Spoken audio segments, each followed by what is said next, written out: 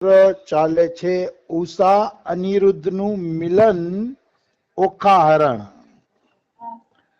ઓખા હરણમાં આપણે જોયું કે બાણાસુરને 1000 હાથનું થોડુંક અભિમાન હતું અને 1000 હાથ થી એ લડાઈ ઈચ્છતો હતો કે કઈ લડાઈ મળે તો 1000 હાથેથી હું લડાઈ કરું. એટલે એને મહાદેવને કીધું કે મહાદેવ, મારા 1000 હાથ છે ને ભાર રૂપ થઈ ગયા છે, એને લડાઈ જોઈ છે, કઈક લડાઈ આપો.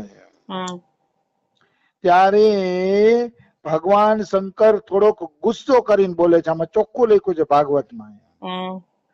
ગુસ્સો શા માટે કર્યો?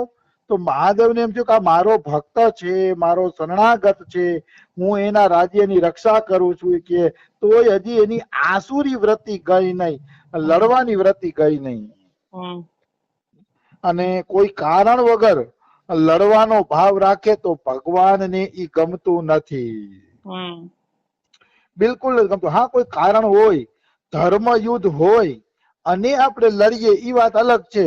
બાણાસુર ને તો 1000 હાથમાં ખુજલી ઉપડી હતી, એ ખુજલી દૂર કરવા લડવું હતું એને. એટલે મહાદેવને થોડોક ગુસ્સો આવી ગયો અને એમ કહે કે અરે મૂર્ખ, કે જે સમયે તારા ગામની ધજા તૂટી જશે એ સમયે મારા સમાન યોદ્ધા હારે તારું યુદ્ધ થશે અને ત્યારે તારો ઘમંડ ચૂર ચૂર થઈ જશે. યુદ્ધનું વરદાન આપી દીધું મહાદેવે અને રિઝલ્ટ આપી દીધું. રિઝલ્ટ એ આપ્યું કે ત્યારે તારો ઘમંડ ચૂર ચૂર થઈ જશે. મતલબ તને એવું યુદ્ધ કરવા વાળો મળશે કે એની સામે તારી પછી કઈ હાલશે નહીં, કારી નહીં ફાવે, તારો ઘમંડ છે એ ચૂર ચૂર થઈ જશે. આવી વસ્તુ છે. નકર મહાદેવ જેના ગામનો રક્ષક હોય, ગામના રક્ષક રક્ષા કરતા હોય, એને યુદ્ધની શું જરૂર છે? એને શાંતિથી જીવન જીવવું જોઈએ, પ્રભુનું ભજન કરવું જોઈએ, 1000 હાથેથી એને પ્રજાની રક્ષા કરવી જોઈએ, પ્રજાની સેવા કરવી જોઈએ. પણ એને આવી કબુદ્ધિ સુઈ ગઈ એટલે મહાદેવે પણ આવું એને કહી દીધું. તો અહીંયા લખ્યું છે કે પરીક્ષિત, બાણાસુરની બુદ્ધિ એટલી બગડી ગઈ હતી કે ભગવાન શંકરની વાત સાંભળીને એને હરખ થયો કે વાહ, મને આવો લડવૈયો મળશે. એને ભગવાન શંકરની ઈ વાત ઉપર ધ્યાન ન દીધું કે એવો લડવૈયો મળશે ને તારા અભિમાનના ચૂરે ચૂરા કરી નાખશે. ઈ વાત ઉપર ધ્યાન ન દીધું. હું કામ? એને અભિમાન હતું કે આવે તો ખરા, હું એને હરવી દઈશ. એવું એને અભિમાન, અભિમાન હોય ને ત્યારે એને એમ જ થાય કે હું જ જીતી જઈશ, મારામાં જ પૂરેપૂરી તાકાત છે. એ અભિમાનના કારણે મહાદેવના શ્રાપને પણ એને ધ્યાનમાં લીધો નહીં. આવી વસ્તુ છે. પણ જયારે મનુષ્ય થાકી હારી જાય અને મતલબ બધી રીતે સામેના વ્યક્તિના કાબુમાં આવી જાય ને ત્યારે એને યાદ આવે છે કે ઓ, ઓલી વાત સાચી હતી અને મારી વાત ખોટી હતી. ત્યારે એ બધું યાદ આવે છે. આવી વાત છે. તો આને બહુ હરખ થયો બાણાસુરને અને પોતાના ઘરે વયો ગયો અને બધાને કહી દીધું કે આ ધજા પડે ને ત્યારે મારા જેવો લડવૈયો આવશે, ખૂબ સરસ યુદ્ધ થશે. તો એ યુદ્ધની પ્રતીક્ષા કરવા માંડ્યો કે આજે ધજા પડે, કાલે ધજા પડે, આજે પડી, કાલે પડી, એમ એ ધજા પડવાની પ્રતીક્ષા કરવા માંડ્યો. આવી વસ્તુ છે. અહીંયા લખે છે કે પરીક્ષિત, બાણાસુરની એક કન્યા હતી. એ કન્યાનું નામ હતું ઉષા.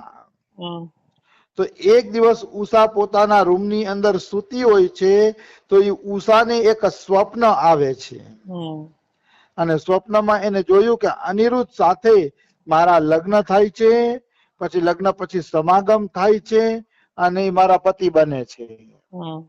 આવું એને સપનું આવ્યું. પછી અચાનક એની આંખ ખુલી ગઈ.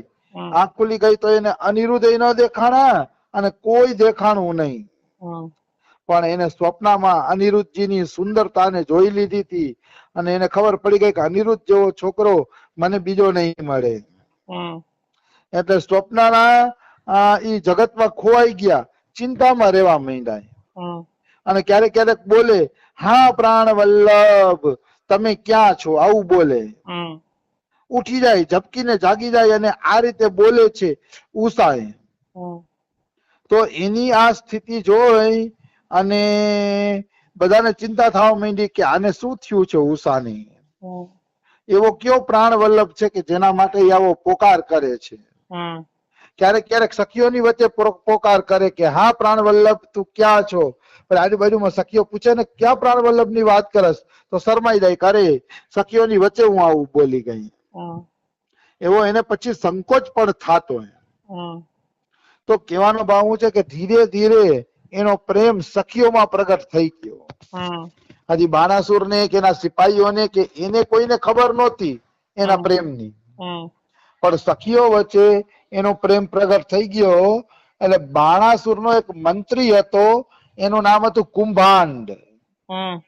કુંભાંડ નામનો મંત્રી હતો અને એને એક કન્યા હતી. એ કન્યાનું નામ હતું ચિત્રલેખા. હમ. ચિત્રલેખા છે એ પાકી બેનપણી હતી. હમ. પાકી બેનપણી, બે ક્યારેય અલગ એવી બેનપણી હતી. હમ. એટલે ચિત્રલેખાએ જોયું કે મારી બેનપણી ઉષા અવશ્ય કોઈ પુરુષના પ્રેમમાં પડી ગઈ છે, હમ. એટલા માટે હા પ્રાણ વલ્લભ કહીને ક્યારેક ક્યારેક પોકાર કરે છે. હમ. તો એને એમ થયું કે સખીના નાતે હું એમ કે પૂછું તો ખરા કે ઉષાને શું થાય છે ને શું નથી થતું. હમ.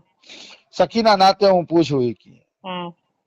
એટલે એને કીધું ચિત્રલેખાએ કે હે રાજકુમારી, હે ઉષા, હું જોઉં છું કે હજી તારું કોઈ પાણી ગ્રહણ કર્યું નથી, છતાંય તારી આંખ કોઈ વ્યક્તિને શોધે છે.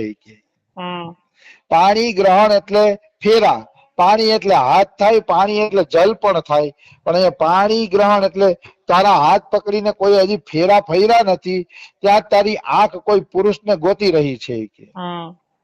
તો બતાવ કોને તું શોધસ, કોના વિરહમાં તું છો કે મને બતાવી. હમ. તો ઉષા એમ કહે છે કે સખી, મેં સ્વપ્નમાં એક નવ યુવકને જોયા. હમ. એનો શરીરનો રંગ સાવલો સાવલો હતો. હમ. એના નેત્ર કમળ જેવા સુંદર હતા, શરીર ઉપર પીળું પિતાંબર હતું. કાનુડાના બધા વંશજો પીળું પિતાંબર જ પહેરતા, હમ. કારણ કે બધા શ્યામ રંગના હતા, બધા બાપ ઉપર ગયા હતા કાનુડા ઉપર. હમ. એટલે સાવલું સાવલું કે પિતાંબર પહેરતા હતા અને લાંબી લાંબી એમની ભુજા હતી અને સ્ત્રીઓનું ચિત્ત ચોરી લે એવો મન મોહક એનો વેશ હતો. હમ. એમ તો કે હા,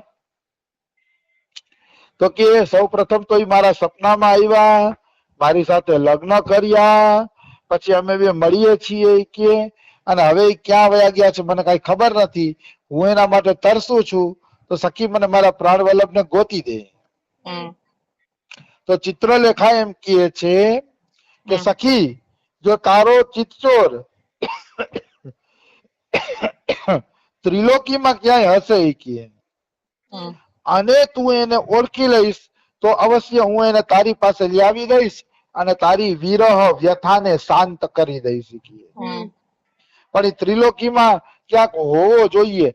ચિત્રલેખા પાસે એવી દિવ્ય દ્રષ્ટિ હતી કે પાતાળ લોક, ઉપરના લોક અને પૃથ્વીલોક, આ ત્રિલોકી, આ ત્રણેય લોકના પુરુષોના ચિત્રો એ દિવ્યતાથી બનાવી શકતી. હમ. ઘર બેઠી જોઈને બનાવી શકતી એવી શક્તિ ચિત્રલેખામાં હતી. હમ. એટલે એ કે છે કે જો તારો પ્રિયતમ આ ત્રિલોકીની અંદર હશે ને તો હું એનું ચિત્ર બનાવું છું, તું ઓળખી લેજે, જો ઓળખી લીધો તો તારી પાસે લઈ આવીશ. હમ. પછી ચિત્રલેખાએ ચિત્ર બનાવવાનું ચાલુ કર્યું. હમ. તો એને દેવતાઓના ચિત્ર બનાવ્યા, ગંધર્વોના, સિદ્ધોના, ચારણ, પન્નગ, દૈત્ય, વિદ્યાધર, યક્ષ, રાક્ષસ, મનુષ્યો બધાના ચિત્ર બનાવ્યા. હમ. એવામાં ધીરે ધીરે એને આવતી પેલા વસુદેવના પિતા શૂરસેનનું ચિત્ર બનાવ્યું હમ. અને કીધું આ છે તો કે ના. પછી વસુદેવનું ચિત્ર બનાવ્યું હમ. તો કે આ છે તો કે ના. હમ. પછી બલરામ ને ભગવાન કૃષ્ણના ચિત્ર બનાવ્યા, આ છે એમ પૂછ્યું તો કે ના. અહીંયા જોવાની વાત એ છે કે કૃષ્ણના પિતાનું ચિત્ર બનાવ્યું ને એના પિતાનું શૂરસેનનું ચિત્ર બનાવ્યું.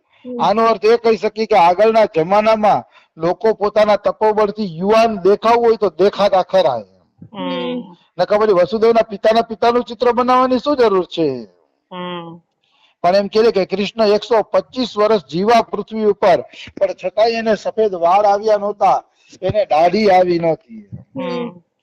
આ સાબિત કરે છે કે પેલાના લોકો દિવ્ય હતા અને પોતાના યૌવનને સ્થિર રાખવું હોય તો રાખી શકતા હતા. એટલા માટે જ એને સુરસેનનું ચિત્ર બનાવ્યું, વાસુદેવનું, બલરામ કૃષ્ણનું પણ ચિત્ર બનાવ્યું. પ્રદ્યુમ્નનું ચિત્ર બનાવ્યું ત્યારે ઉષા થોડીક લજ્જિત થઈ ગઈ, કારણ કે પ્રદ્યુમ્નનો દીકરો અનિરુદ્ધ હતો અને પ્રદ્યુમ્નનું ચિત્ર બનાવ્યું એટલે અનિરુદ્ધને મળતા આવતા હતા, એટલે પ્રદ્યુમ્નના ચિત્રથી થોડુંક શરમાઈ ગઈ કે કઈક આવો જ મારો પતિ છે. એટલે પછી ચિત્રલેખાએ અનિરુદ્ધનું ચિત્ર બનાવ્યું, એના દીકરાનું.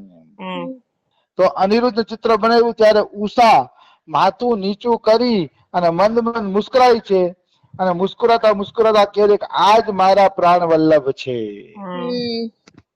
આને જ મેં પતિ તરીકે માન્યા છે, અને આજ મારા પતિ છે, બીજા કોઈ નથી. એવા બધા એક એક કરીને ચિત્ર બનાવ્યા, એમાં અનિરુદ્ધ નું ચિત્ર બન્યું ને એને એના પ્રાણ વલ્લભ માની લીધા. હવે લખે છે કે અહીંયા પરીક્ષિત ચિત્રલેખા યોગીની હતી. યોગીની હતી એટલે એને જાણી લીધું કે આ કૃષ્ણ ભગવાનના પૌત્ર છે, દીકરાના દીકરા. યોગીની એને કહેવાય કે જે ઘર બેઠા કોણ ક્યાં શું કરે છે એ જાણી જાય, એને યોગીની કહેવાય. પછી એમાં ઉડવાની શક્તિ હોય, અદ્રશ્ય થવાની શક્તિ હોય, આ બધા જેમાં ગુણ લક્ષણો હોય ને એને યોગીની કહેવાય. એટલે ચિત્રલેખા એ જાણી ગઈ કે આ કૃષ્ણનો પૌત્ર છે, એ જાણી ગયા કે આ દ્વારકામાં રહે છે, અને ઉડીને લાવે પણ છે આ ઉષા માટે. એટલે યોગીની હતી, કારણ કે યોગીની નો હોત તો ઉષાને એનો પ્રિયતમ આટલી ઝડપથી ક્યારેય મળત નહીં. એમાં કોઈ એટલે કોઈ પણ પ્રકારની શંકા નથી. તને ખબર પડી ગઈ કે આ તો કૃષ્ણ ભગવાનનો પૌત્ર છે. એટલે આકાશ માર્ગમાં રાત્રિમાં ભગવાન કૃષ્ણ ના દ્વારિકાપુરીમાં જાય છે, પણ દ્વારિકાપુરીમાં ઘૂસવું એટલું સહેલું નથી. સૈનિકો તો રક્ષા કરતા હતા. સુદર્શન ચક્ર દ્વારકાની ફરતે પહેરો દેતું હતું ને ફરતું હતું, સુદર્શન ચક્ર. તો આ ચિત્રલેખા યોગીની તો હતી, પણ ભાઈ સુદર્શન ચક્ર થી બચી શકે ને એવડી મોટી યોગીની નહોતી. એ યોગીની હતી એટલે સાધારણ મનુષ્ય સામે છેતરપિંડી કરીને કદાચ નીકળી જાય એવી બરોબર એવડી તો હતી, પણ કૃષ્ણના સુદર્શન ચક્ર થી બચવું તો મોટા મોટા યોગીઓ માટે પણ દુર્લભ છે. અને એને ખબર પડી ગઈ કે ચક્ર જો જરા કઈ હું આલી ચૂકી થાઈશ તો ચક્ર મારા કટકા કરી નાખશે, નિશ્ચિત કટકા કરી નાખશે. એટલે એને છે ને નારદજીને યાદ કર્યા ચિત્રલેખાને, કે નારદજી આવી જાય અને મારી મદદ કરે ને તો થોડીક વાર માટે ચક્રને વાતોમાં લગાડે ને તો હું અંદર ઘૂસી જાઉં અને હરણ કરી લઉં. અને નારદજીને યાદ કર્યા તો નારદજી આવ્યા નારાયણ નારાયણ કરતા. એટલે ચિત્રલેખાએ કીધું કે હે નારદજી, સુદર્શન ચક્રને થોડીક વાર વાતોએ વળગાડી રાખો ને તો હું 2-5 મિનિટમાં જ અનિરુદ્ધ નું હરણ કરીને લઈ જવા માંગુ છું. આ સુદર્શન ચક્ર મને જવા નથી દેતું. તો આપણે નારદજીએ ટેકો શું કામ દીધો ચિત્રલેખાને? તો કે એટલે ટેકો દીધો કે નારદજીને ખબર હતી કે ભવિષ્યમાં બાણાસુર જ કૃષ્ણનો સસરો બનવાનો છે, આ કૃષ્ણના છોકરાનો સસરો બનવાનો છે, ને આ એના વેવાય વેલા બનવાના છે. એ બધી લીલા નારદજી જાણતા હતા એટલે ટેકો દીધો. નકર નારદજી કઈ કૃષ્ણ વિરુદ્ધ કોઈને ખોટું કરવામાં થોડો ટેકો દઈએ. પણ આ લોકોને લીલાઓની ખબર જ હોય કે આના પછી આ લીલા, આના પછી આ લીલા, આ લીલા ને લીલા ઘડાવાની છે, એ એને ખબર જ હોય. એટલે જ ઈ આ રીતનો ટેકો આપે છે, નહીતર ટેકો આપે નહીં. તો સુદર્શન ચક્ર ને વાતોમાં વળગાડીને કઈ રીતે લઈ જાય છે એ આપણે કાલે લઈ લેશી. આજે સમય થઈ ગયો છે. રાધે રાધે, જય સિયા રામ. રાધે રાધે, જય